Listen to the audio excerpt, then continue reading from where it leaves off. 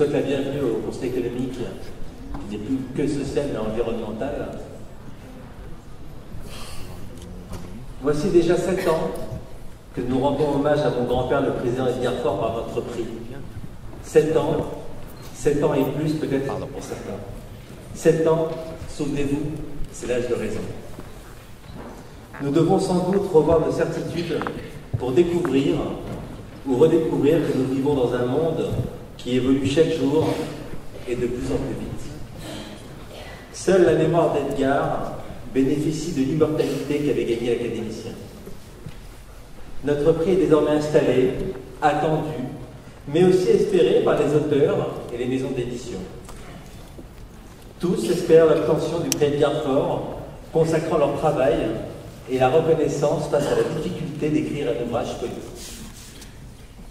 Mon ami, maître Jean-Philippe Morel, aide paraphraser Edgar Faure et reprend la phrase « Je ne sais pas si vous venez voir le ministre ou l'avocat, en tout cas, si c'est l'avocat, il saura convaincre le ministre. » C'est le ministre, l'avocat, l'humaniste, mais aussi l'homme dont nous continuons à célébrer la mémoire, la qualité des membres du jury, leur diversité, la compétence et l'esprit d'ouverture font honneur à Edgar Faure. Je voudrais également vous saluer, vous qui nous avez fait l'honneur d'être présents ce soir. Notre jury a délibéré. Je suis très fier de ce moment de partage et de cohésion. Si vous le permettez, je souhaiterais réfléchir avec vous sur le regard qu'Edgar Faure porterait sur notre monde. Et pour bien le connaître, je crois savoir quelles pourraient être ses propositions. Aisément, nous pourrions penser qu'il appliquerait une politique d'ouverture et de rassemblement des compétences. Loin des clivages, il saurait unifier les forces pour résoudre les difficultés. Sans doute mettrait-il en place quelques idées novatrices. Il militerait pour 3 mandats, un national, un local et un intérêt général. Proposerait-il, comme pour la SARL, un nouveau contrat pour l'homme politique? Sans aucun doute. Le MARL, mandat à responsabilité limitée, qui serait affecté à chaque élu sur ses projets et ses objectifs mesurables. Le politique rendra compte à la fin de son mandat de la tenue de ses promesses, des améliorations qu'il aura apportées à sa commune ou à sa circonscription. Je pense fortement qu'Edgar Faure supprimerait les départements et donnerait aux régions encore plus de pouvoir. La représentation politique du pays serait une représentation soucieuse de la bonne répartition socioculturelle de la nation. Une question. Pourquoi n'avons-nous aucun ouvrier dans nos différentes assemblées nationales? Et le référendum? Je l'entends me murmurer jusqu'à devenir plus vindicatif. Est-on populiste dès que l'on prône le référendum? Pense-t-on que l'électeur n'est pas capable de discernement? De prise de décision avec un vrai recul? Le président préconiserait l'utilisation du référendum, non seulement au niveau national, mais aussi au niveau local, pour toutes les grandes décisions. Nous avons besoin de visionnaires et d'intuitifs. Edgar Faure était-il un intuitif? Probablement.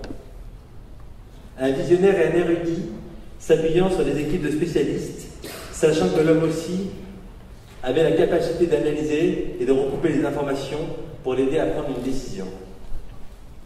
Edgar Faure nous ferait remarquer que les algorithmes des machines sont de plus en plus évolués et précis et qu'ils décident sur les marchés financiers, avec les conséquences que nous connaissons sur les récentes crises financières. Les capitaines d'industrie recherchent les intuitifs, capables en quelques minutes de comprendre les paramètres d'une situation où le bon sens joue un rôle capital par rapport aux ordinateurs, aussi sophistiqués soient-ils. Edgar proposerait de corriger la manière de penser des trop bons élèves, inféodés à des méthodologies du siècle dernier, et reconnaîtrait les notions de courage et d'altruisme. Nous devons être fiers de nos impôts, de nos taxes, de cette solidarité nationale qui nous permet de pouvoir financer des écoles, des hôpitaux, de la sécurité, une couverture sociale. Les entreprises qui recrutent auraient les aides de l'État afin de pouvoir investir dans l'outil de production et dans le développement de leurs projets. Edgar nous dirait aussi que la délinquance se nourrit de l'argent et particulièrement de l'argent liquide. Dès lors, il proposera un moratoire sur 10 années, conduisant à terme à la suppression définitive et totale de tout argent liquide. Il n'y aurait plus de numéraire, plus de chèques. Les transactions seraient assurées par des moyens modernes de paiement, monétiques et cartes bancaires. Il exigerait une sécurité accrue et incontournable sur ces moyens de paiement. Dès lors, plus de vol de numéraire, plus de vol, plus de cambriolage, puisque les voleurs ne pourraient revendre qu'en recevant des moyens de paiement tracés et auditables. Il n'oublierait pas de préciser que cela aurait aussi un effet non négligeable contre le travail non déclaré, les petites combines entre amis, les reventes sous le manteau et les contrefaçons qui adorent les billets de banque. Quant à notre couverture sociale, que ferait-il de notre santé? Que ferait-il de notre sécurité sociale?